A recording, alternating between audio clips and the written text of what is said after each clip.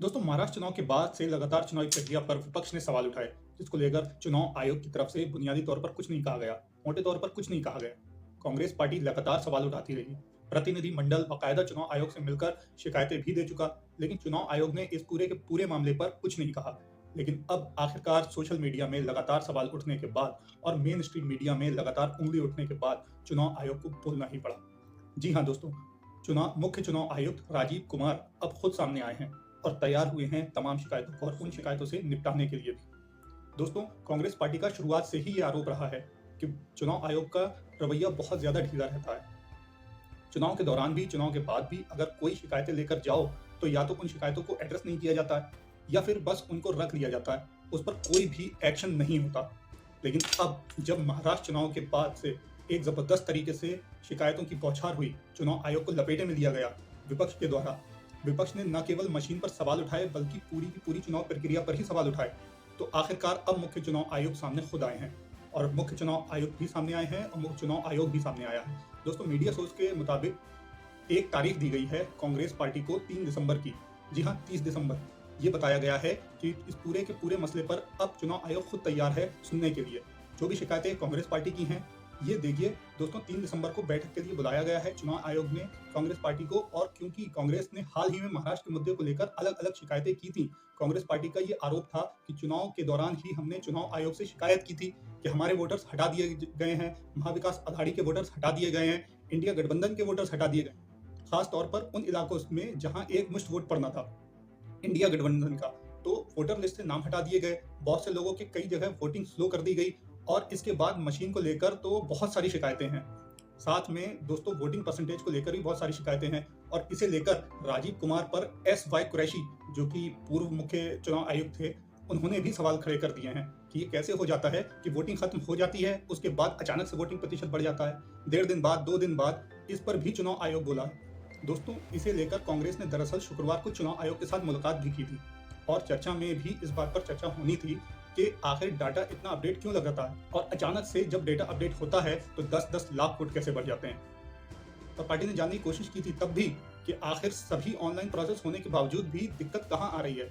कांग्रेस प्रतिनिधि मंडल के चुनाव आयोग पहुंचने से पहले ही पार्टी नेता नाना पटोले ने कहा था कि चुनाव आयोग को जवाब देना चाहिए। प्रतिनिधि मंडल में अभिषेक मनु सिंघवी थे, केसी वेणुगोपाल थे और दूसरे कांग्रेस के नेता शामिल थे। हालांकि चुनाव आयोग ने कहा है कि जो चुनाव की प्रक्रिया है उसके तहत ही इसका पालन किया जा रहा है और इसके तहत ही डेटा अपग्रेड किया जाता है। लेकिन मुझे ऐसा लगता है 3 दिसंबर को अगर बैठक के लिए बुलाया गया है चुनाव आयोग द्वारा, तो कांग्रेस पार्टी ये मुद्दे भी उठाएगी और इस तरह के सवालों का जवाब भी चुनाव आयोग को जरूर देना चाहिए। मुख्य चुनाव आयुक्त राजीव कुमार को पर्सनली इस पूरे मामले में एड्रेस करना चाहिए। दोस्तों, चुनाव आयोग कोई राजनीतिक दल तो है नहीं कि आप पर कोई आरोप लगाए और आप पल्ला झाड़ लें। आपकी एक जवाबदेही बनती है लोकतंत्र के प्रति, जनता के प्रति, चुनावी प्रक्रिया के प्रति और हर पक्ष के प्रति। आपके लिए सत्ता पक्ष हो या विपक्ष हो, आपके लिए सारे पक्ष बराबर हैं। तो अब आखिरकार क्योंकि चुनाव आयोग भी कह रहा है कि भाई हम एड्रेस करने को तैयार हैं आपकी शिकायतें, तो मुझे ऐसा लगता है कि जो पूरा वोटिंग सिस्टम है, वोटिंग परसेंटेज को लेकर पूरा का पूरा कंफ्यूजन है, उस पर भी चुनाव आयोग जरूर अपनी सफाई देगा, बताएगा कि आखिर ऐसा कैसे हो गया कि सारी चीज अब डिजिटलाइज हो चुकी हैं, सब कुछ मशीनों से हो रहा है, उसके बाद भी 1.5-2 दिन के बाद में इतना वोटिंग परसेंटेज बढ़ जाता है। इंडिया टुडे में राजीव सरदेसाई के साथ पूर्व मुख्य चुनाव आयुक्त एस वाई कुरैशी ने भी इस बात पर आपत्ति जाहिर की है, हैरानी भी जाहिर की कि ऐसा कैसे हो जाता है कि रात को 11:30 बजे जब चुनाव आयोग खुद डेटा जारी करता है, फिर 1.5-2 दिन बाद चुनाव आयोग फिर से एक नया डेटा जारी कर देता है। जब चुनाव ही खत्म हो गए, जब इलेक्शन ही खत्म हो गए, तो इतने बड़े स्तर पर वोटिंग परसेंटेज कैसे बढ़ जाता है। महाराष्ट्र में तो 10% से भी ज्यादा वोटिंग परसेंटेज बढ़ गया था। जो 5 बजे का आंकड़ा चुनाव आयोग ने जारी किया था और उसके बाद 1.5 दिन बाद चुनाव आयोग ने आंकड़ा जारी किया था उसमें, और उसे लेकर एस वाई कुरैशी ने भी कहा था कि ऐसा पहले कभी नहीं हुआ जो अब हो रहा है और इसको चुनाव आयोग को एड्रेस करना चाहिए। मुझे लगता है दोस्तों, ये एक अच्छी पहल है चुनाव आयोग की और इससे कोई छोटा बड़ा नहीं हो जाता। चुनाव आयोग का ये काम है कि वो सारी शिकायतों को सुने। लेकिन अब ऐसा भी बहुत जरूरी है दोस्तों कि होता क्या है, जब इस मसले में दो पक्ष बैठते हैं, बंद कमरे में बात होती है, फिर कांग्रेस पार्टी बाहर आती है, अपना पक्ष रखती है प्रेस कॉन्फ्रेंस में तो दोनों ही पार्टी संतुष्ट हैं या दोनों एक दूसरे के सवालों से असंतुष्ट हैं। मुझे लगता है कि एक ज्वाइंट प्रेस कॉन्फ्रेंस कर लेनी चाहिए या फिर दोनों भी अगर प्रेस कॉन्फ्रेंस करें बैठक के बाद, तो बताएं कि बैठक से क्या निकल के सामने आता है। चुनाव आयोग ये कह देता है कि विपक्ष का ये सवाल बेकार है और इससे कोई मतलब नहीं है। फिर चुनाव आयोग अपने काम में लग जाता है और विपक्ष की शिकायतों का पुलिंदा लेकर चला जाता है। हर चुनाव में फिर नेक्स्ट चुनाव के इंतजार में लग जाता है।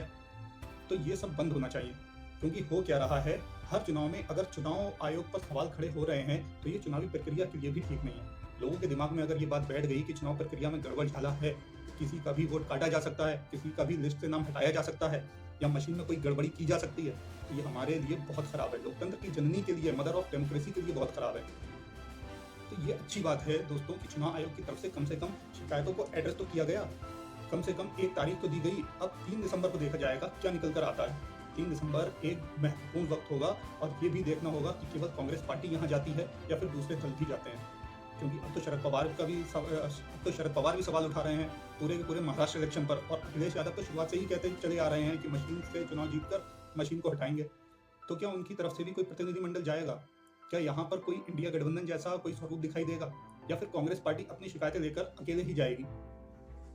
क्योंकि कांग्रेस पार्टी के राष्ट्रीय अध्यक्ष मल्लिकार्जुन खड़गे ने ही कहा था कि वो अब बैलेट पेपर के जरिए चुनाव करवाने को लेकर एक आंदोलन छेड़ने वाले हैं और लोगों में जागरूकता लेकर जाएंगे और भारत जोड़ो यात्रा टाइप का या फिर कोई ऐसा ही आंदोलन खड़ा किया जाएगा मशीन के खिलाफ, ईवीएम के खिलाफ। अब ये देखना होगा कि कांग्रेस का साथ कौन कौन दल देते हैं। कोई साथ नहीं भी देता है तो कांग्रेस की शिकायतों को किस तरीके से एड्रेस किया जाता है और कांग्रेस उन शिकायतों को लेकर भी कितना सीरियस है, ये देखना भी बहुत इंपॉर्टेंट होगा। आपको क्या लगता है दोस्तों, क्या चुनाव आयोग इन शिकायतों का जवाब दे पाएगा? और उससे भी इंपॉर्टेंट दोस्तों, ये पूरा का पूरा जो कंट्रोवर्सी खड़ी हुई है, ये लगातार सवालों की जो झड़ी खड़ी हुई है, क्या लगता है आपको, क्या इसमें लगाम लगेगी? कम से कम दोस्तों इस बात को लेकर तो चुनाव आयोग के लिए एक राहत की सांस हम ले सकते हैं कि इससे पहले चुनाव आयोग से जो शिकायतें की गई थी, चुनाव आयोग ने प्रेस कॉन्फ्रेंस में पहले शेरो शायरी वगैरह की, फिर कहा कि हम जवाब देंगे और उसके बाद 1200 पन्नों का जवाब चुनाव आयोग विपक्ष को भेज देता है। दोस्तों विपक्ष अपनी शिकायत लेकर जाता है, चुनाव आयोग 1200 पन्नों का उसमें जवाब दे देते हैं। पता हमारे जैसा पक्ष कभी जान ही नहीं पाता कि 1600 पन्ने कौन कौन पढ़ेगा, 1200 पन्ने कौन पढ़ेगा। जब 1.5 घंटे की प्रेस कॉन्फ्रेंस की जा सकती है चुनाव की तारीखों को लेकर, तो चुनाव की तारीखें जो बाद में चुनाव आयोग को बदलनी पड़ती हैं, चाहे वो हरियाणा की बात हो, चाहे वो उपचुनाव की बात हो, तो मुझे लगता है कि इस पूरे के पूरे मसले में चुनाव आयोग को प्रेस कॉन्फ्रेंस जरूर करनी चाहिए, चाहे वो कांग्रेस के साथ करे, चाहे वो अकेले करे, क्योंकि ये मामला अब केवल एक चुनाव तक सीमित नहीं है। चुनाव की प्रक्रिया पर लोगों को शक हो रहा है। अगर एक पर भी चुनाव की प्रक्रिया पर लोगों को शक होता है तो ये चुनाव आयोग की जिम्मेदारी है। चुनाव आयोग बाध्य है इन सवालों को एड्रेस करने के लिए। कोई विपक्ष कोई विदेश से तो आया नहीं है, विपक्ष इस देश का ही प्रतिनिधि है। देश के पास अगर 1% वोट भी है, 2% वोट भी है, लेकिन अगर वो देश के लिए एक बड़े समूह का प्रतिनिधित्व करता है तो चुनाव आयोग को उसको विपक्ष के तौर पर नहीं लेना चाहिए, किसी पार्टी के तौर पर नहीं लेना चाहिए, जनता के तौर पर लेना चाहिए। भाई वो जनता के प्रतिनिधि ही हैं। आपको क्या लगता है दोस्तों, क्या चुनाव आयोग ऐसा कर पाएगा? कमेंट बॉक्स में जरूर लिखें और जितना हो सके चैनल को शेयर करें और सब्सक्राइब